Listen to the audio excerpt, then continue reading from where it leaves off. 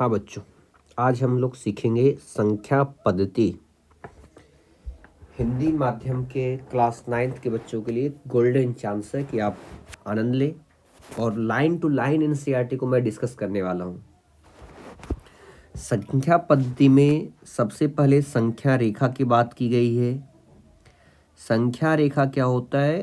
संख्या रेखा एक प्रोसेस है, एक पद्धति है, एक तरीका है संख्याओं को लाइन के ऊपर रिप्रेजेंट करने का।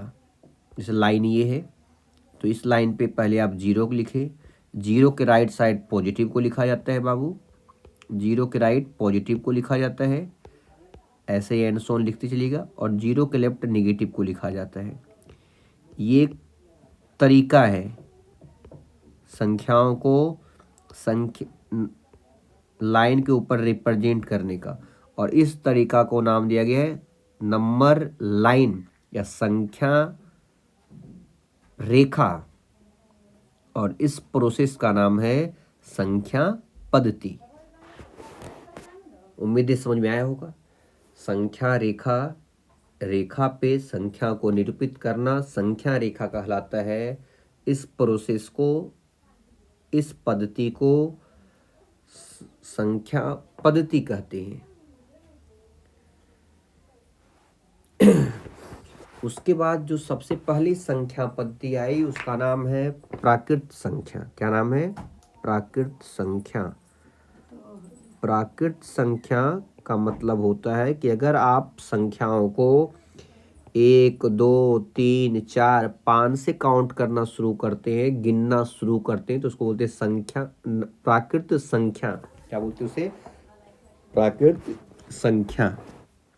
तो आपसे जब भी कोई पूछेगा कि बताओ प्राकृत संख्या क्या है, तो आप बोलिएगा, आपको बताना है कि प्राकृत संख्या कि अगर आप संख्या को काउंट करना शुरू करते हैं 1 से 1 2 3 4 5 6 7 एंड सो ऑन, उसे प्राकृत संख्या बोला जाता है। उसे क्या कहा जाता है? प्राकृत संख्या। और प्राकृत संख्या को डिनोट किया जाता है कैपिटल एन से। कैपिटल एन से प्राकृत संख्या को निरूपित किया जाता है, डिनोट किया जाता है।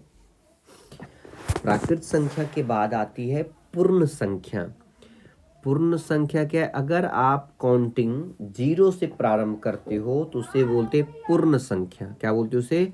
पूर्ण संख्या।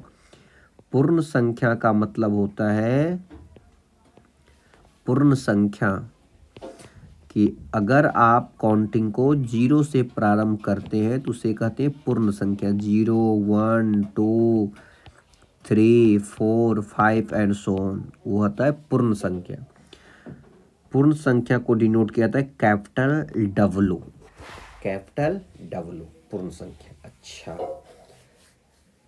अब क्वेश्चन आते, क्या सारे पूर्ण संख्या प्राकृत संख्या है? तो बोलिएगा नहीं, क्योंकि 0 पूर्ण तो है लेकिन प्राकृत संख्याएं नहीं है। क्या सारे प्राकृत संख्याएं पूर्ण संख्याएं हैं? तो बोलिएगा हाँ, क्योंकि जितने संख्याएं प्राकृत संख्या में लाइज कर रहा है सभी पूर्ण संख्याएं में लाइज करेगा। बहुत अच्छा। फिर आता है पूर्णांक। क्या आता है बच्चों? पूर्णांक। पूर्णांक का मतलब धनात्मक, ऋणात्मक प्राकृत संख्याएं का कलेक्शन पूर्णांक कहलाता है। देखिए पूर्णांक क्या होता है सर जी?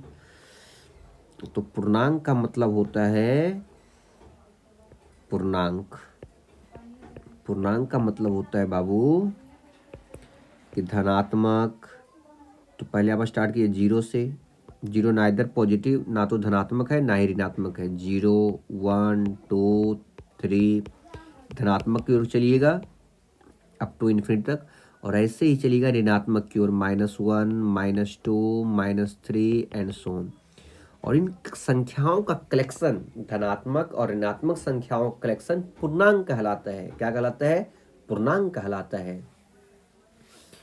पूर्णांक को हम आई से डिनोट करते हैं, या फिर जेड से डिनोट करते हैं। जेड का मतलब होता है जहलिन, जो कि एक जर्मन शब्द था बच्चों। क्या था? एक जर्मन शब्द था जहलिन।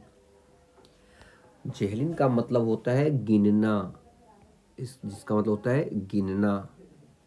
और जहल का मतलब होता है संख्या। जहल का मतलब होता है बच्चों संख्या। तो आज के एपिसोड में इतना ही, और कल हम फिर से कंटिन्यू करेंगे। Thank you.